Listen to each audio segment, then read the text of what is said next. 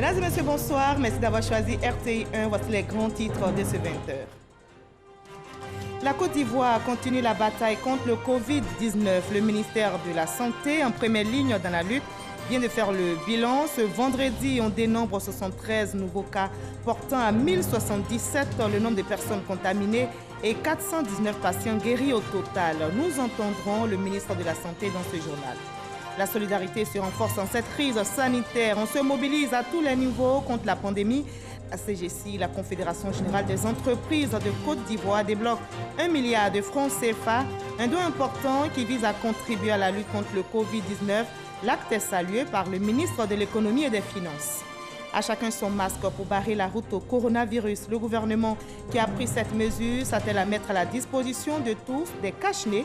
Le ministre du Commerce et de l'Industrie, Souleymane Diarra-Souba, visite les entreprises productrices. Elles envisagent de fabriquer des milliers de masques par jour. Face à la pandémie de Covid-19, le Congrès américain aux États-Unis a approuvé hier un nouveau plan d'aide de 483 milliards de dollars, soit 280 000 milliards de francs CFA pour soutenir l'économie et les hôpitaux tout en renforçant les capacités de dépistage. Soyez les bienvenus sur RTI 1. La Côte d'Ivoire reste mobilisée pour gagner la bataille contre le Covid-19. Le pays mise sur la sensibilisation.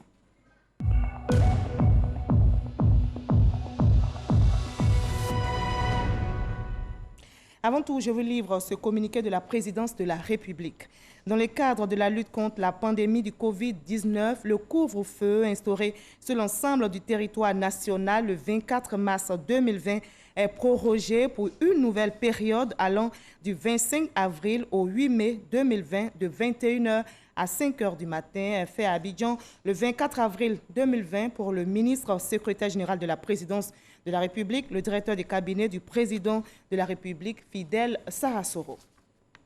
Respect des mesures sanitaires, sans oublier la prière en cette crise sanitaire. Et justement, les musulmans vont accentuer la prière en ce moment de Ramadan. L'édition 2020 a débuté ce vendredi 24 avril et pendant un mois, les musulmans d'ici et d'ailleurs vont jeûner quotidiennement du lever au coucher du soleil. Ce Ramadan se tient, vous le savez, dans un contexte particulier à cause du coronavirus. Les mosquées sont fermées et les rassemblements de plus de 50 personnes sont interdits.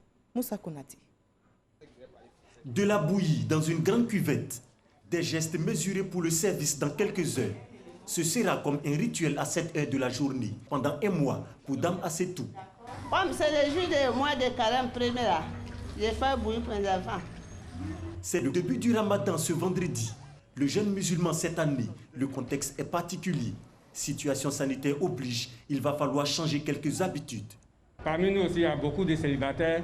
Quand ils se lèvent au matin, ils ne peuvent pas aller manger dans les kiosques ou même dans les restaurants. Avant, on se réunissait tous pour prendre des plans ensemble, pour faire la rupture ensemble. Mais avec le Ramadan, cette année, ce ne sera pas possible, puisqu'il faut respecter les consignes de sécurité. En tout cas, on ne peut pas dire au dehors parce qu'on doit respecter la loi. En fait, d'ici 19h, on rentre. Autre signe de changement en cette période d'adoration, la fermeture des mosquées conformément aux mesures barrières. C'est un pincement au cœur.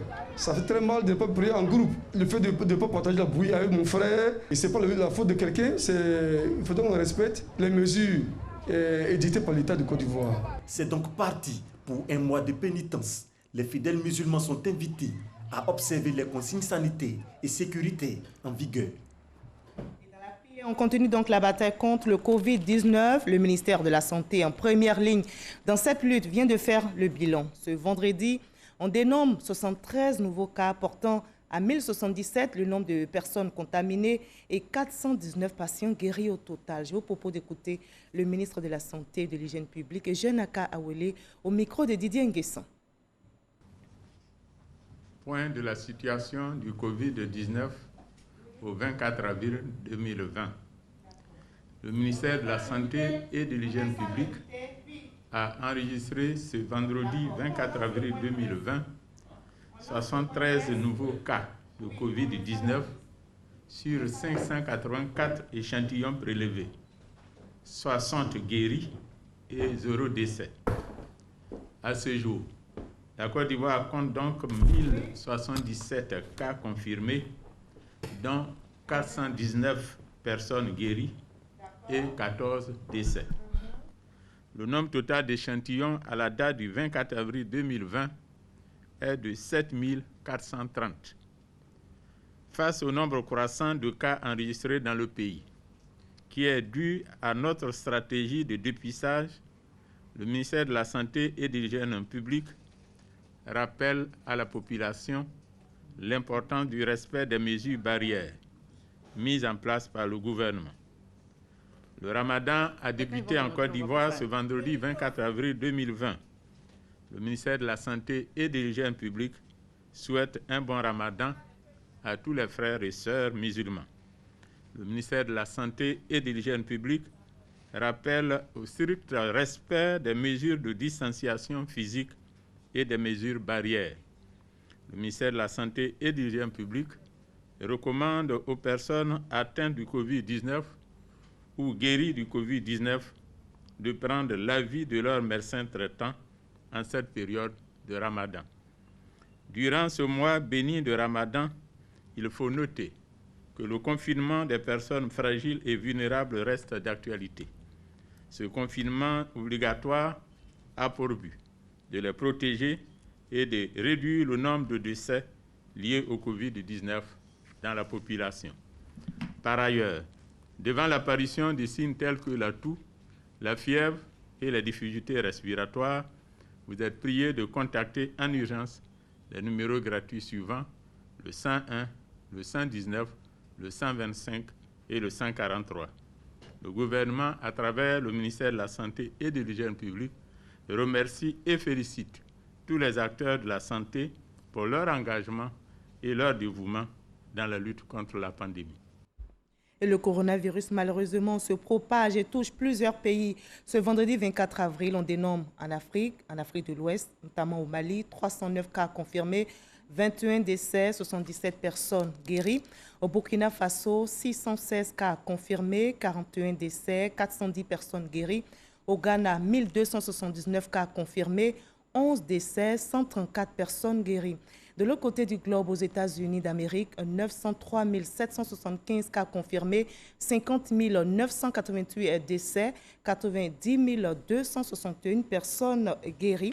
Et dans le monde, au total, on dénombre 2 834 536 cas confirmés, 195 795 décès et 797 532 personnes guéries.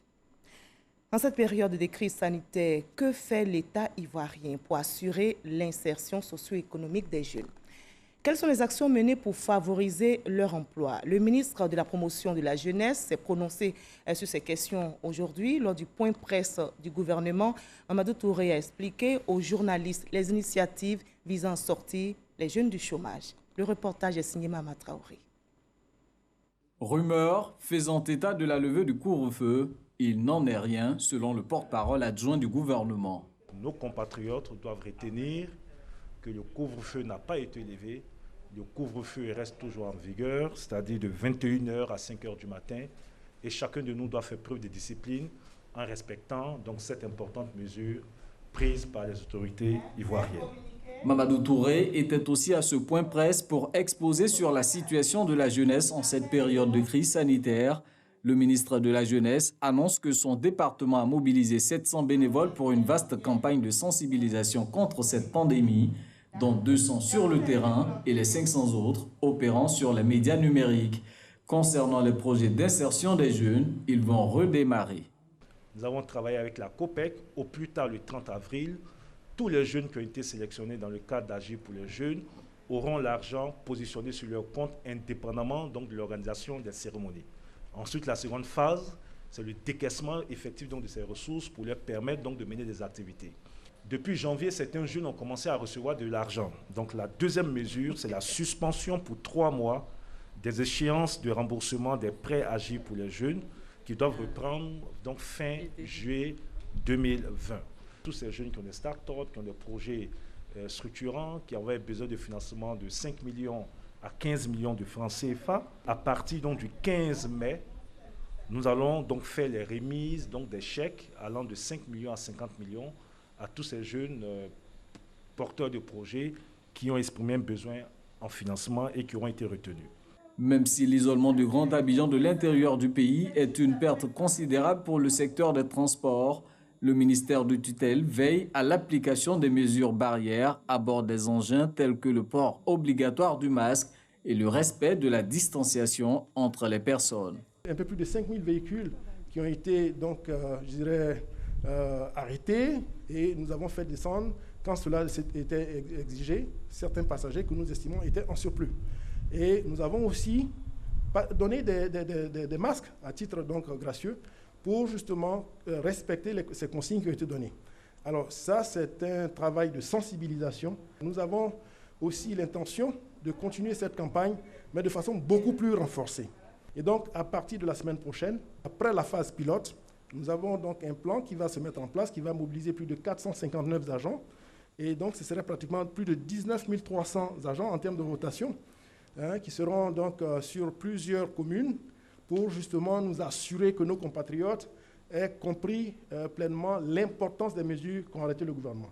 Le gouvernement n'entend pas rester insensible aux cris de détresse émis par des Ivoiriens bloqués à l'étranger. Prioritairement, il s'agira d'aider les personnes disposant de titres de voyage acquis avant la fermeture des frontières et dont le coût des déplacements a été impacté directement par les mesures prises par les États. Cela devrait pouvoir justifier ce statut à travers le biais ou à défaut les cacher dans le passeport. Leur voyage a pu commencer sans se terminer ou leur retour a pu être compromis. Il convient de voir comment leur apporter une assistance et c'est ce travail de collaboration qui s'est fait avec les différents États qui sont concernés. Une première liste non exhaustive a déjà été dressée. Elle était à 185 personnes il y a 2 jours de cela et cette liste évolue. Elle n'est pas statique. Au plus fort de la pandémie en Chine, l'État avait décaissé 25 millions de francs CFA pour venir en aide aux Ivoiriens vivant sur place.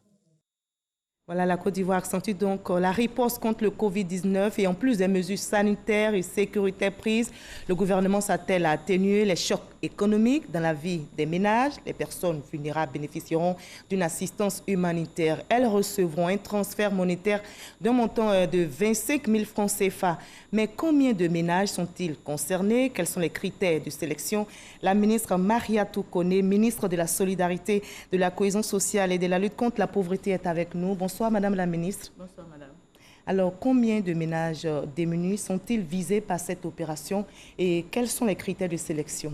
Je vous remercie. Concrètement, nous avons lancé une opération d'aide aux plus vulnérables et cette opération commence par le Grand Abidjan. Quand je parle du Grand Abidjan, il s'agit du district d'Abidjan élargi, voilà, élargi aux villes de Dabou, d'Azaguié, de Bonois, d'Assini, de Grand Bassam, telles que définies par un arrêté interministériel. Alors, nous avons fait un ciblage géographique, d'abord parce que c'est le Grand Abidjan qui comprend 93%, en tout cas à la date du 21 avril, c'est le Grand Abidjan qui comprenait 93% des personnes malades de Covid avec les contacts. D'où l'idée d'isoler, de confiner la population d'Abidjan. C'est pour cela donc que nous commençons par Abidjan. Donc, il faut être résident donc, dans le Grand Abidjan. Et deuxièmement, voilà, pour bénéficier de l'aide. Et deuxièmement, il faut être vulnérable. C'est-à-dire? Voilà. Je crois que c'est là la grande question, parce que tout le monde en a besoin, mais il y a ce qu'on appelle les vulnérables. Les vulnérables, ce sont les personnes victimes de handicap, les femmes chefs de famille, les malades indigents, les salariés au chômage du fait de Covid, les artisans, les petits commerçants, tous les acteurs qui sont dans la chaîne du transport, je pense aux coxais, aux petits apprentis, c'est-à-dire tous ceux qui se débrouillent, tous ceux qui se débrouillaient pour vivre et qui ne travaillent plus du fait de ce monstre invisible. Voici les personnes qui sont visées par cette opération, sont concernées par l'aide, l'assistance de l'État de Côte d'Ivoire. Et ils sont au nombre de combien? Quand vous les Ils avez sont, pour le dénombrés? Grand Abidjan, ils sont au nombre de 177 198 ménages. Je n'ai pas dit individus, parce qu'un ménage peut comprendre 5, 6, plusieurs personnes. Ils sont au nombre de 177 198 ménages. D'accord. Alors, ces ménages donc percevront des transferts monétaires de 25 000 francs CFA par mois. Dites-nous sur quelle base ce montant, qui est inférieur au SMIC d'ailleurs, qui est 60 000 francs ici en Côte d'Ivoire, sur quelle base ce montant de 25 000 francs CFA a été fixé? Nous avons simplement fait un calcul. Un calcul pour un ménage moyen de 5 personnes dans le mois. On parle de subsistance là. Dans le mois, ce ménage a besoin d'un sac de riz, de quelques bidons d'huile, c'est ça le minimum, d'un peu de sucre, d'un peu de sel, d'un peu de tomate. Donc, c'est sur la base de ce calcul-là, pour un ménage, que nous sommes arrivés à la somme de 25 000 francs. Par mois? Par mois. Et donc, sur les 3 mois, cela représente 75 000 francs. Je voudrais préciser aux Ivoiriens que ce calcul tient compte de notre niveau de vie. Parce qu'en Afrique, pour l'instant, 25 000 francs, c'est le montant le plus élevé. Je ne veux pas citer de pays, mais on a 22 500, on a 23 000. Plusieurs pays se sont alignés sur la somme de 23 000, mais en Côte d'Ivoire, c'est 25 000 francs CFA. Et à qui revient le paiement des frais de retrait? Sans frais de retrait. C'est ce que nous avons obtenu des opérateurs. On a droit à 25 000 francs. Quand on se rend au guichet indiqué, on perçoit effectivement 25 000 francs. S'il y a des frais, c'est l'État qui endosse les frais. Mais je salue les structures de téléphonie mobile, je salue les structures de transfert monétaire qui ont accepté d'accompagner l'État. C'est leur effort de solidarité pour accompagner l'État de Côte d'Ivoire. Donc, ces structures-là ont décidé de ne pas prendre de frais. D'accord. Alors, pour les ménages qui n'ont pas de compte mobile money, quelle est l'alternative? Ce n'est pas forcément un compte, il ne faut pas forcément avoir un compte mobile. Il peut ne pas aussi avoir de téléphone. On peut ne pas avoir de compte mobile money. On peut avoir de téléphone aussi. On peut ne pas avoir de téléphone, ce qui est rare pour le téléphone. Parce qu'en Côte d'Ivoire, le téléphone n'est pas un luxe. C'est une nécessité de communication. Et la plupart des ménages ont même 2, 3, 4, 5 téléphones en fonction des opérateurs. Quand on n'a pas mangé, on ne cherche pas à acheter un téléphone. On a même le téléphone dans les villages. Au champ, vous avez des gens qui accrochent le téléphone parce qu'ils attendent la communication. Bref, je veux dire que ce n'est pas lié au téléphone. Pardon. On peut ne pas avoir de téléphone, mais il faut avoir une pièce d'identité. Parce que quand nous faisons le recensement, c'est le nom et le numéro de téléphone. Si par extraordinaire, on n'a pas de numéro de téléphone, on peut, comme c'est dans le ménage, donner le téléphone de quelqu'un, d'un proche, pourvu qu'on ait la pièce d'identité au moment où on va retirer l'argent. Voici ce qui est... D'accord. Voilà. Alors, avant la crise sanitaire, certaines familles bénéficiaient déjà d'aide de l'État. Ces personnes sont-elles concernées par cette opération? Non, parce que c'est des personnes qui étaient déjà pauvres. C'est une opération qui était en cours et c'est une opération qui continue. Ce sont des personnes, je pense que vous voulez parler des personnes qui bénéficient des filets sociaux, c'est 36 000 francs tous les 3 mois. Ce sont des personnes qui bénéficient de ce montant-là sur 3 ans. C'est déjà programmé, l'argent est disponible, elles ne sont pas concernées. Nous parlons ici des personnes qui vivent le choc de Covid. C'est-à-dire, comme je l'ai dit tout à l'heure, une certaine activité, mais voilà, et qui maintenant, les petits coiffeurs, les coiffeurs, j'ai cité les commerçants, etc. Alors, que répondez-vous à ceux qui estiment que cette crise a rendu vulnérables tous les ménages sans exception, même ceux qui mangeaient 3 fois par jour? Tout le monde a besoin d'aide. D'accord. Tout le monde a besoin d'aide. Mais ce que je veux dire, ce que je veux rappeler, la solidarité, c'est donner à ceux qui en ont le plus besoin. Ça veut dire qu'il y a un classement qui est fait. Donner à ceux qui en ont le plus besoin. Dès qu'il s'agit d'argent, tout le monde a besoin. Même moi, je dirais, j'ai besoin d'argent. Vous allez dire, j'ai besoin d'argent. Tout le monde a besoin d'argent. Mais nous sommes dans une crise qui, du point de vue du gouvernement et du monde entier, c'est une crise qui est transitoire. Donc, c'est comment faire pour aider, tendre la main aux personnes qui avaient quelque chose et qui en ont le plus besoin. Qui sont en train de sombrer. C'est-à-dire que ce sont des gens, si on ne les aide pas, ce sont des personnes qui risquent de mourir. Voici le sens de l'action que nous sommes en train de mener. Et donc, c'est une action plutôt humanitaire. Sauver la vie des gens. D'accord. Donc, même quand on en a besoin et qu'on sait qu'on peut s'acheter du riz en attendant ce délai transitoire de ou maximum 3 mois, nous l'espérons. Il faut penser à ceux qui n'en ont pas. C'est l'objectif de cette opération. Alors l'opération, allez-y. Et ce que je voulais dire, parce que j'ai entendu beaucoup de choses sur les réseaux sociaux, j'ai entendu et j'ai lu, comment les personnes sont ciblées? Je crois que c'est ça la question principale que les Ivoiriens attendent.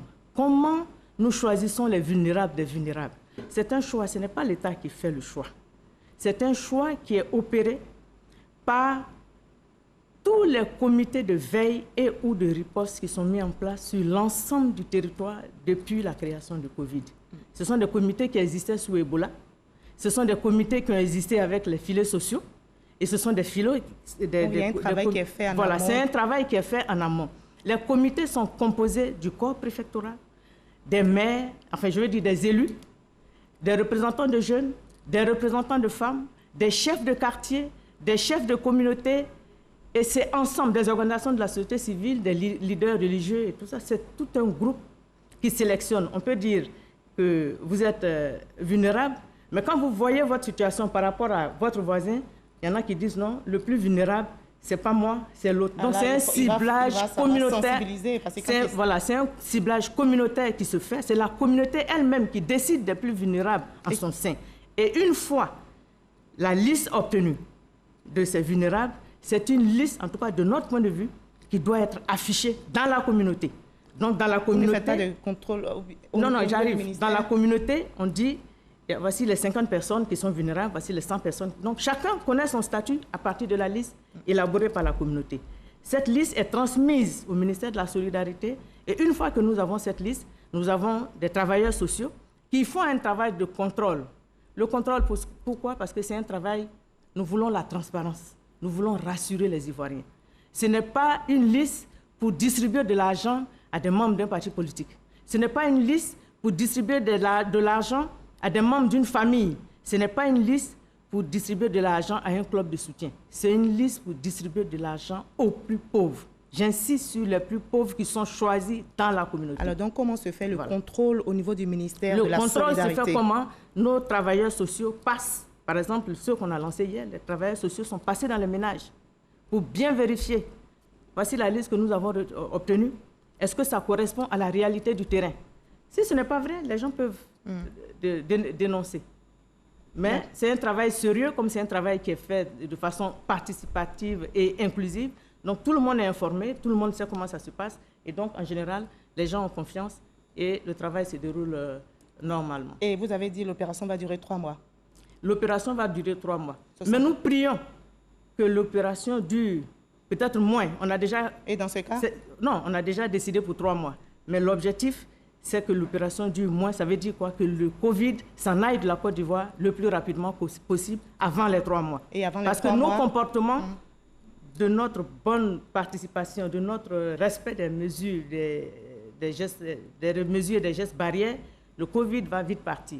Mais plus nous traînons, si nous ne nous protégeons pas, si nous ne protégeons pas autrui, Covid ne s'en ira pas et donc ce ne serait pas bien. Donc le délai maximum que nous avons fixé, c'est 3 mois. Être solidaire, c'est se protéger, c'est protéger les autres, c'est protéger son pays. C'est ça, être patriote. Il faut aussi un certain temps, même si on souhaite que la crise passe, il faut un certain temps pour retrouver la normalité. Alors, quelle stratégie votre ministère a prévue pour combler cette période de carence au profit des personnes vulnérables?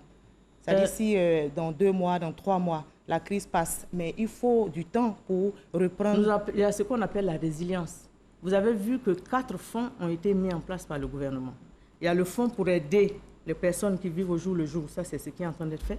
Mais il y a le fonds pour l'aide à la relance économique qui va faire que, par exemple, celui qui travaille dans le domaine du tourisme, qui était assis à la maison, avec nous, avec le fonds de solidarité, il bénéficie de 25 000 francs, mais avec le fonds de relance pour le secteur informel, sa structure ou la structure dans laquelle il travaillait va reprendre et donc on va l'engager et les activités vont reprendre. Donc il y a plusieurs fonds comme ça. Fonds pour le secteur informel, fonds pour les petites et moyennes entreprises, fonds pour les grandes entreprises. L'État de Côte d'Ivoire a pensé à tout. C'est des fonds à la chaîne qui se suivent. Alors, dernière question, combien de ménages ont reçu à ce jour? Vous l'avez lancé, Nous avons lancé hier avec 2358 ménages.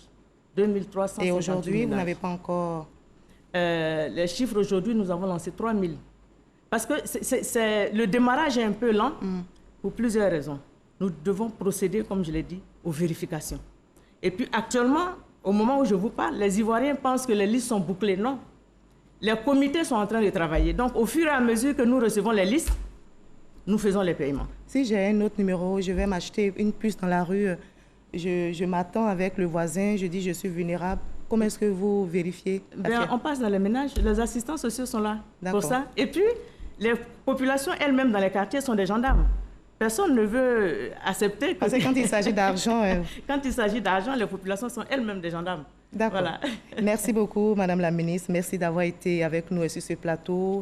L'opération va durer 3 mois. Et le coût global, vous l'avez dit, s'estime à plus de 10 milliards? Non, le coût pour les 798 ménages, le coût est de 13 milliards 289 850 francs. Et 13 milliards 289 850 francs. Et pour les populations de l'intérieur du pays, parce que... Et ça va continuer. Vous savez que l'État de Côte d'Ivoire a mis en place un premier fonds de 20 milliards. Et nous n'en avons pas encore atteint parce que nous sommes dans le Grand Abidjan. Et puisque nous allons progresser, nous allons consommer les 20 milliards. Et c'est un fonds en principe de 170 milliards, spécialement pour la solidarité, pour l'aide humanitaire. Et quand pour les populations de l'intérieur du pays? Dès le mois de mai, nous allons à l'intérieur du pays. Merci beaucoup, Madame la Ministre. Infiniment. Merci, Madame Maria Toukoné, d'avoir été avec nous sur ce plateau. Merci pour le combat que nous menons tous ensemble. Et la solidarité, on l'a entendu, se renforce en cette crise sanitaire. On se mobilise à tous les niveaux contre cette pandémie. La CGC, la Confédération générale des entreprises de Côte d'Ivoire, vient de débloquer 1 milliard de francs CFA. C'est un don important qui vise à contribuer à la lutte contre le Covid-19 et l'acte est salué par le ministre de l'Économie et des Finances. Le reportage est signé Noël Nyagno. Plan de riposte de lutte contre le coronavirus. La CGC, Confédération générale des entreprises de Côte d'Ivoire, met sur la table 1 milliard de francs CFA.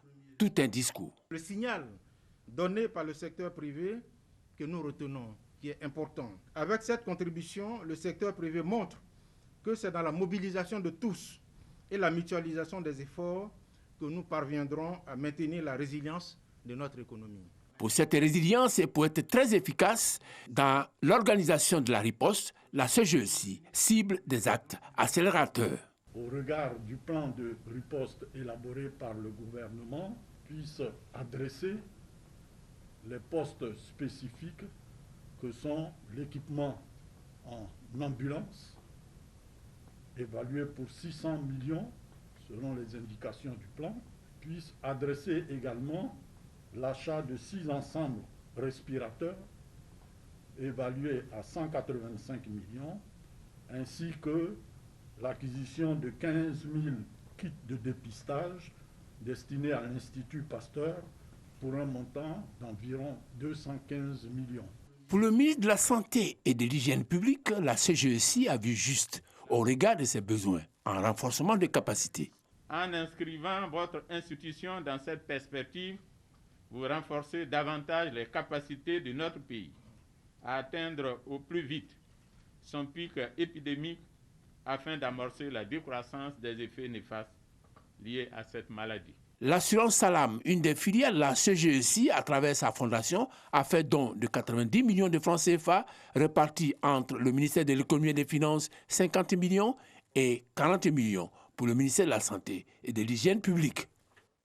Le Conseil national de sécurité a remis ce vendredi 50 tablettes au service des maladies infectieuses et tropicales du CHU de Trècheville et à l'Institut d'hygiène publique pour accentuer la riposte contre le coronavirus. La cérémonie officielle de remise a été présidée par Fidel Sarasoro, directeur du cabinet du président de la République. Ces tablettes permettront la collecte systématique des données sur les patients, les personnes guéries, afin d'organiser au mieux leur suivi. La chaîne de solidarité s'étend donc à tous les niveaux. Le groupe Bolloré, vous allez le voir, se tient aux côtés de la RTI dans cette crise sanitaire. Sa filiale PACOSI vient d'équiper la radio-télévision ivoirienne en kit de lavage des mains. Des lavabos ultra modernes et économiques ont été installés pour les agents. Abdoulaye Koné.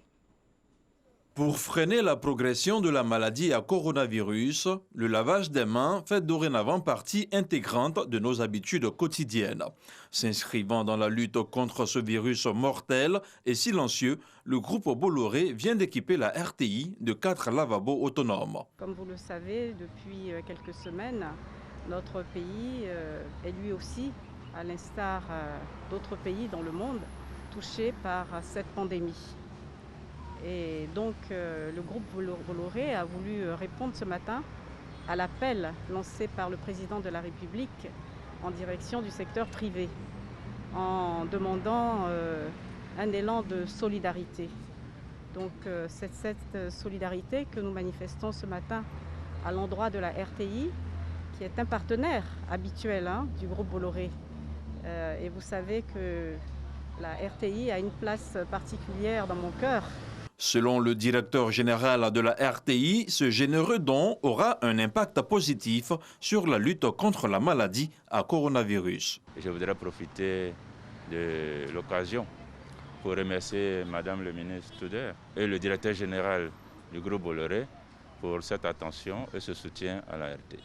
Des lavabos spécialement aménagés qui répondent à toutes les normes sanitaires, pour que les agents de la RTI, comme les visiteurs qui sont amenés pour le bon fonctionnement du service à être ici, puissent, n'est-ce pas, être dans les conditions sanitaires les meilleures.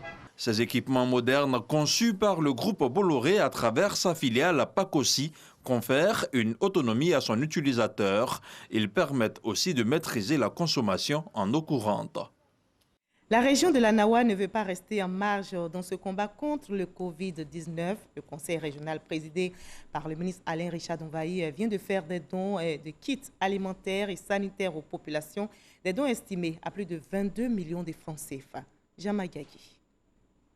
La région de la Nawa, au sud-ouest de la Côte d'Ivoire, accentue la riposte face au coronavirus. Le conseil régional, dirigé par Alain Richard Donvaï, vient d'offrir des kits alimentaires et sanitaires aux populations des 4 départements de la région. Ces dons sont essentiellement composés de matelas, de cartons de gel hydroalcoolique, de savon liquide, de sacs de riz, de cache-nez, de bidons d'huile et de seaux à robinet. Le tout pour une valeur de 22,5 millions de francs CFA. Pour le président du conseil régional, ces kits viennent en appui aux efforts du gouvernement pour briser la chaîne de transmission du Covid-19 dans la Nawa. Nous allons continuer à informer nos populations, continuer à les prévenir du danger qu'est ce virus et faire en sorte que notre région soit indemne de cette pandémie-là et que nos populations puissent en sortir vainqueurs. Réceptionnés par le préfet de région, Koné Messamba, ces dons vont être distribués au corps médical, aux populations vulnérables et dans les gares routières de la Nawa. Ça va aider nous autres qui sommes à la tâche ici, véritablement dans la sensibilisation. Quand vous avez des kits et qu'à la suite vous sensibilisez, ça porte. C'est ce qu'on constate. Le président du conseil régional a par la suite invité les populations au port obligatoire du cache-nez, suivi d'une démonstration de lavage des mains. Avant cette cérémonie de remise de kits alimentaires et sanitaires, Alain Richard Donvaï a remis les clés de l'hôpital général de la commune de Mayo et celle de la caserne des sapeurs-pompiers militaires de Yabayo. Ces 2 établissements seront mis en contribution dans la lutte contre l'ennemi numéro 1 en vue de stopper la propagation de la maladie à coronavirus. La lutte contre le Covid-19 s'intensifie aussi dans le district d'Abidjan, particulièrement dans la commune de Trècheville. Le député de la commune, Ami Tungara, vient d'offrir des kits sanitaires à 200 familles démunies de cette commune. On en sait plus avec Mamadou Kwasi. Le député de Trècheville solidaire des populations de sa commune, Ami Tungara, vole au secours de ses administrés, surtout les plus démunis. Elle met à la disposition de 200 familles des kits de prévention constitués essentiellement de soie à robinet, des cache-nez, du savon liquide et solide et bien d'autres produits. Une contribution pour freiner la propagation du Covid-19. Et les populations bénéficiaires lui ont traduit leur reconnaissance pour les actions de solidarité. En retour, Amin Tunkara a saisi l'occasion pour les sensibiliser sur l'importance du respect des mesures barrières. Tous les jours, on en parle. Qu'est-ce qu'il faut faire? Les gens écoutent, ils ne suivent pas, mais quand ils ont le matériel chez eux, ils sont obligés de respecter. Parce que quand on écoutait avant, on nous disait que ça n'attaquait pas les jeunes, mais on vient d'avoir 2 jeunes qui sont morts. et que c'est nous seulement qui avons dépassé un certain âge. Alors tout ça, il faut faire attention. Je crois que chacun doit prendre conscience de ce que c'est que cette maladie. C'est très important. Le député de Treichville a également signifié à ses administrés que la maladie du Covid-19 est une réalité. C'est pourquoi elle invite chacune des populations à être un ambassadeur dans cette lutte. Ces kits de prévention viennent renforcer le dispositif mis en place par l'équipe municipale et le gouvernement depuis quelques semaines.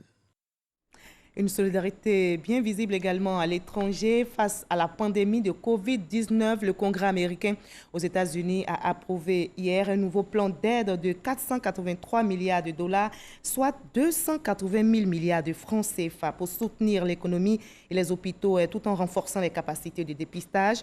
Les membres de la Chambre des représentants, à majorité démocrate, ont adopté ces mesures par 388 voix pour et 5 contre avec une abstention. Le président Donald Trump devrait promulguer rapidement ce nouveau plan que le Sénat, contrôlé par les Républicains, avait déjà approuvé à l'unanimité mardi dernier. À chacun son masque ici en Côte d'Ivoire pour barrer la route au coronavirus. Le gouvernement qui a pris cette mesure s'attelle, vous allez le voir, à mettre à la disposition de tous des cache-nez. Le ministre du Commerce et de l'Industrie, Souleymane Diarra-Souba, visite les entreprises productrices à la zone industrielle de Koumassi et de Yopougon et ces entreprises envisagent de fabriquer des milliers de masques par jour. Walter Amadou Ouattara. Des cache-nez made in Côte d'Ivoire, c'est une réalité. Nous sommes dans une usine de fabrication de t-shirts et de tenues d'entreprise à base de textiles. Vu l'urgence liée à l'actuelle crise sanitaire, cette usine a adapté sa vision. On s'est complètement reconverti dans le masque et pour pouvoir quand même continuer à donner du travail à toutes ces personnes-là, que ce soit direct ou indirect. Nous sommes prêts à pouvoir produire 40 000 masques au jour. C'est un masque qui est réutilisable et lavable. Nous sommes en train de le faire certifier et vérifier qu'il puisse être réutilisable plus d'une 50aine de fois. Autre lieu, mais l'objectif est identique. À la zone industrielle dans la commune de Yopougon, on fabrique également différents types de cache-nez. À l'origine, on fabrique des sacs en tissu, mais vu l'urgence et le problème du Covid-19 en Côte d'Ivoire actuellement, nous avons avec nos ingénieurs travaillé sur la modification de nos machines dans l'immédiat pour pouvoir fabriquer des masques. Nous mettons à disposition de la population actuellement 300 000 masques jour. Nos cache-nez sont en tissu non tissé. Si vous avez des doutes sur la norme de fabrication de ces masques, le directeur général de Codinom assure. La matière première a été évaluée, le process que vous voyez a été évalué, les produits sont conformes aux normes. Donc Codinom publie sur son site la liste des entreprises qui fabriquent aux normes. Il y a 3 entreprises qui fabriquent des masques conformes aux normes. Vous le constatez vous-même, l'industrie nationale est prête. C'est pour voir de plus près cette qualité et comprendre le processus de fabrication de ces masques que le ministre du Commerce et de l'Industrie s'est rendu successivement à Koumassi et à Yopougon. L'industrie ivoirienne répond à l'appel du chef de l'État, son Excellence M. Alassane Ouattara, et du Premier ministre Amadou Gon Coulibaly, qui ont souhaité que des masques made in Côte d'Ivoire puissent être mis à la disposition des Ivoiriens. Nous les encourageons à ce que les produits qui seront mis à la disposition des populations le soient, en tout cas, comme eux-mêmes le disent, au prix le plus bas. La bonne nouvelle, pour ces industriels ivoiriens, le ministre n'exclut pas la possibilité de plaider auprès du gouvernement afin que l'exclusivité des commandes de cache-nez par l'État soit octroyée à la production locale. Étant donné que ces cache-nez répondent aux normes internationales et le président de la République s'est engagé à soutenir le secteur économique aussi victime de la crise sanitaire. Le ministre des Ressources animales et halieutiques, Moussa Dossou, est aussi sur le terrain. Il sensibilise aux gestes barrières. À l'abattoir de Port-Boué, il appelle au respect des prix. L'abattoir de Port-Boué a désormais une nouvelle salle d'abattage. Une visite des locaux par le ministre des Ressources animales et halieutiques et le gouverneur du district d'Abidjan a permis de constater que cette nouvelle salle d'abattage répond aux normes internationales. D'une valeur de 18 milliards de francs CFA, ce projet a permis de créer 2450 emplois indirects et 280 emplois directs. environ 400 ou 500 bovins sont abattus par jour. 70% des maladies de l'homme proviennent de l'animal. Alors, il est tout aussi important de prendre soin des animaux pour que justement la viande qui est mise à la disposition des hommes puisse être de très bonne qualité et qui garantit la santé humaine. L'approvisionnement va continuer et j'invite tous les acteurs, je dis bien, à pratiquer la vérité des prix, c'est-à-dire le prix que nous avions avant le Covid-19. Pour Moussa Dosso, en cette période de crise sanitaire, l'approvisionnement en bovins doit continuer, surtout en évitant la hausse des prix. Il a également annoncé aux acteurs du secteur de la filière bétail que le chef de l'État et le gouvernement ont mis en place des fonds pour aider à poursuivre leurs activités durant cette période de lutte contre le Covid-19. Avant la crise, on gagnait près d'1 milliard et quelques. On attend à pied ferme ce fonds-là. Le ministre nous a promis, le ministre nous a dit beaucoup de choses. Nous comptons sur le ministère et le ministre-gouverneur. Moussa Dosso s'est également réjoui du respect des mesures barrières par les acteurs du secteur bétail. Reportage réalisé pour vous par Patricia Omou-Etia. Et le Covid-19 n'aura pas du tout d'impact sur le processus électoral en Côte d'Ivoire. Le président de la commission électorale indépendante a une séance de travail aujourd'hui et il a annoncé que l'élection présidentielle d'octobre prochain aura bel et bien lieu. On en sait plus avec notre reporter Éric Goré. Les membres du comité de pilotage du projet d'appui aux élections en Côte d'Ivoire échangent pour être au même niveau d'information par rapport à l'organisation de l'élection présidentielle en cette période de menace du Covid-19. Une rencontre qui se tient au PNUD et aussi par visioconférence. Côte à côte, le président de la commission électorale indépendante CEI, Cuibière Koulibaly, et Carole Flore, représentante résidente du PNUD. La distanciation sociale observée. Avec eux, des représentants des ministères et des partenaires financiers. Beaucoup de partenaires contribuent au processus électoral, mais il est très clair que c'est l'État qui maintient la plus grande partie du budget. Et donc, nous avons encouragé les bailleurs qui ont fait des annonces de passer très vite au décaissement pour qu'on puisse appuyer et avoir des élections transparentes, crédibles, inclusives et apaisées. Malgré la menace du Covid-19, le président de la CEI rassure que les élections auront bel et bien lieu, sauf cas de force majeure. Jusqu'à preuve du contraire, les élections auront lieu le 31 octobre 2020. Jusqu'à preuve du contraire, nous sommes en train de travailler à cela. Voilà.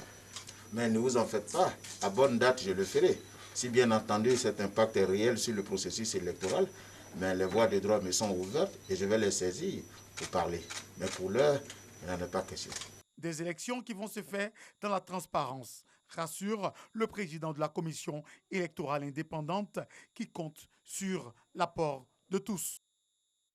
Devant les journalistes à la Maison de la Presse ce vendredi, le Collège des avocats de Côte d'Ivoire a pris acte de la décision de la Cour africaine des droits de l'homme et des peuples rendue le 22 avril dernier dans l'affaire Guillaume Soro. Dans cette décision, la Cour africaine demande à la Côte d'Ivoire de surseoir à l'exécution du mandat d'arrêt émis à l'encontre de l'ancien président de l'Assemblée nationale et de suspendre les mandats de dépôt décernés à l'encontre également de 18 autres personnes et de les mettre en liberté. Ces mesures sont provisoires selon la Cour, dont la décision sur le fond est toujours attendue. Gabriel Zani nous en dit plus. Sa décision est connue depuis le mercredi 22 avril. La KDHP, la Cour africaine des droits de l'homme et des peuples, demande à l'État de Côte d'Ivoire de surseoir à l'exécution du mandat d'arrêt émis contre Guillaume Soro et de suspendre les mandats de dépôt décernés contre 18 personnes et de les mettre en liberté.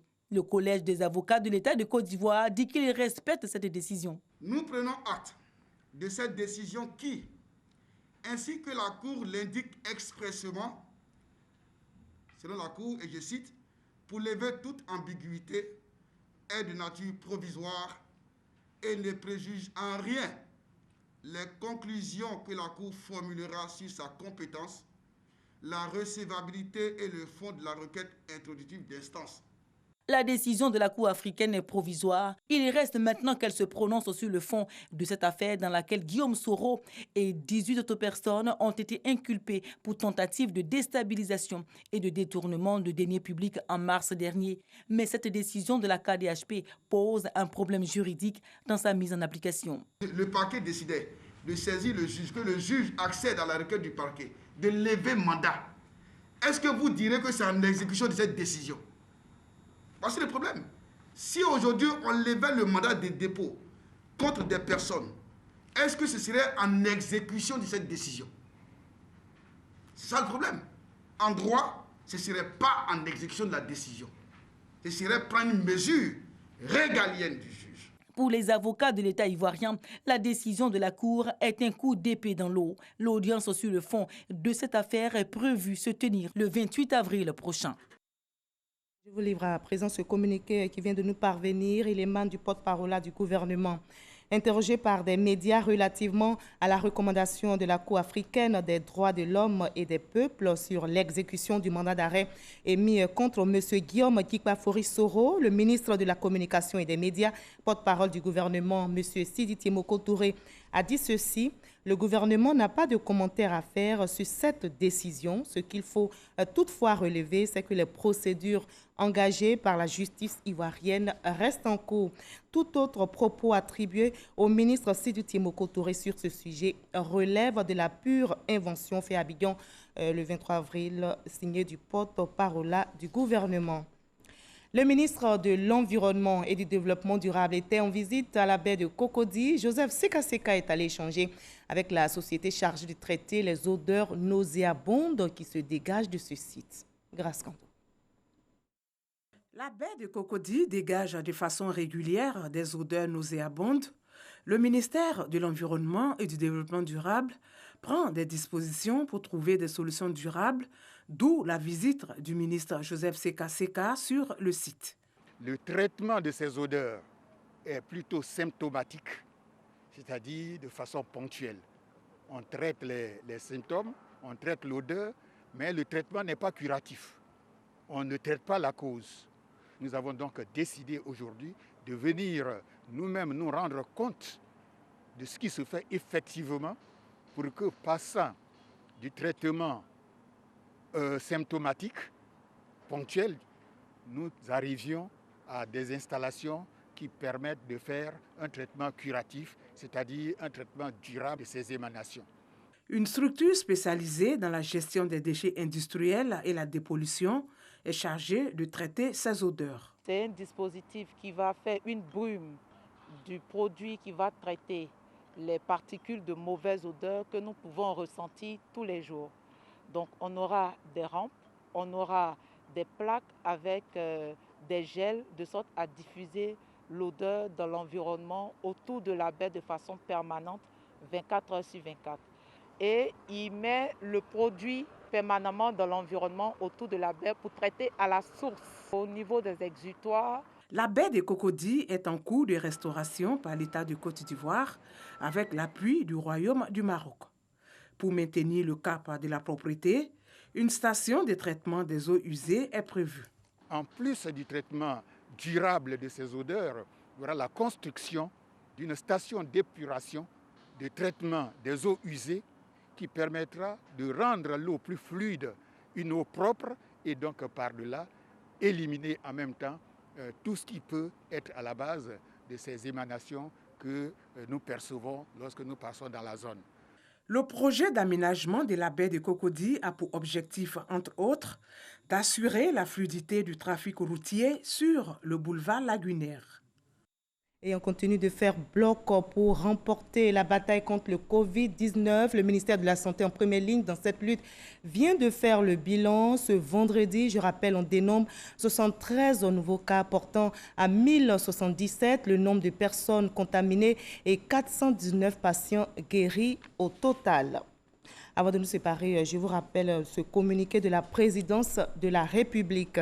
Dans le cadre de la lutte contre la pandémie du Covid-19, le couvre-feu instauré sur l'ensemble du territoire national le 24 mars 2020 est prorogé pour une nouvelle période allant du 25 avril au 8 mai 2020 de 21h à 5 h du matin. Très bonne santé à toutes et à tous.